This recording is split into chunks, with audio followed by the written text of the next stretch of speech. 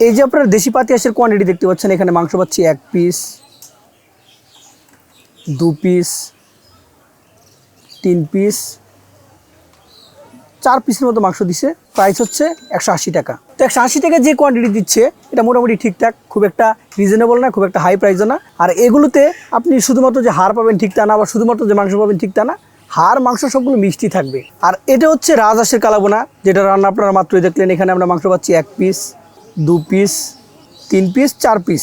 আর এইখানেও আপনি হাড় চর্বি সবগুলো একদম মিক্সড আপই পাবেন। মোটামুটি 1 পিসের মতো আপনি একদম সলিড পাবেন, কারণ রাজহাঁসে মোটামুটি সলিড অংশ পাওয়া যায়, পাতি হাঁসে তো পসিবল না। তো কোয়ান্টিটি এটা মোটামুটি ঠিকঠাক।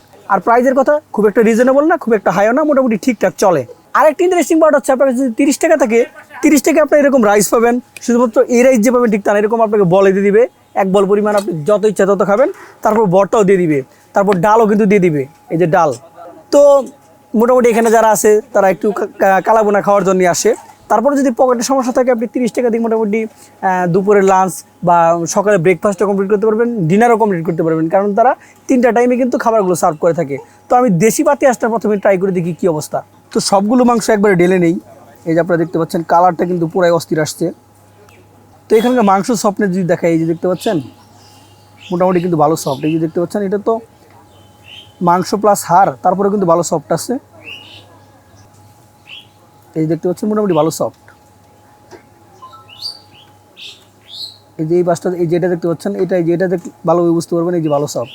আর ভিতর পর্যন্ত কিন্তু মশলাগুলো গেছে। আর আরেকটা জিনিস আমি খেয়াল করলাম, সেটা হচ্ছে রাজশাহীর যতগুলো কালাবোনা আছে, মোটামুটি সব দোকানে বলবো না, ম্যাক্সিমাম দোকানেই লাস্টে তারা ফিনিশিংয়ে কালো জিরে ইউজ করে, যেটা অনেক জায়গায় আবার ইউজ করে না।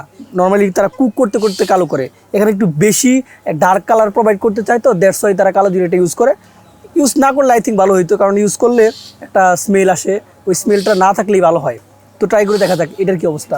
তো গ্রেভিটাকে প্রথমে রাইসের সাথে ভালোভাবে মিশিয়ে নিই, হালকা লেবুটাকে চটকিয়ে গ্রেভি এবং রাইস ভালোভাবে মিশিয়ে,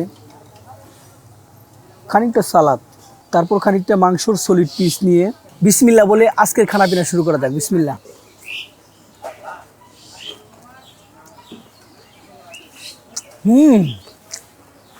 টেস্ট রিয়েলি গুড।